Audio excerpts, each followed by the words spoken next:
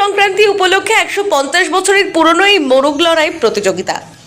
একদিকে যেমন গোটা দেশ জুড়ে গঙ্গায় ডুব দিয়ে সনাতনীরা একটু পুণ্য অর্জনের চেষ্টা করছে, তখন অন্যদিকে এক শ্রেণীর বিকৃত মস্তিষ্কের মানুষরা দুটি জীবের মধ্যে লড়াই করিয়ে আনন্দ উপভোগ করছে।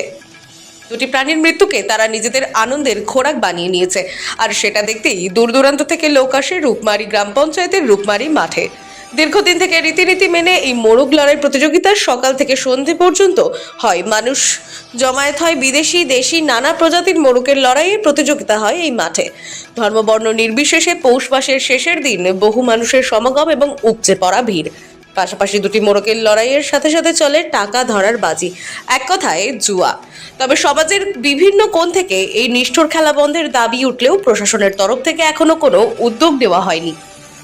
150 বছর চলছে, 150 বছর। কোথায়? আমার ঠাকুর দাদা এখানে চালিয়ে গেছে, ঠাকুর দাদার পরে যেটা ঘুরেও চলে গেছে। কি খেলা হয় এখানে? আমরা চালাচ্ছি। কোন খেলা চলে এখানে? হ্যাঁ, কোন খেলা চলে?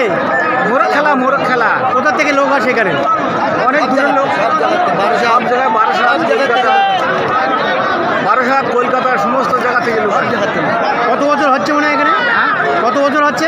150 বছর, 150। কি নাম তোমার? গোবিন্দ জোরদার। কোথায় বাড়ি?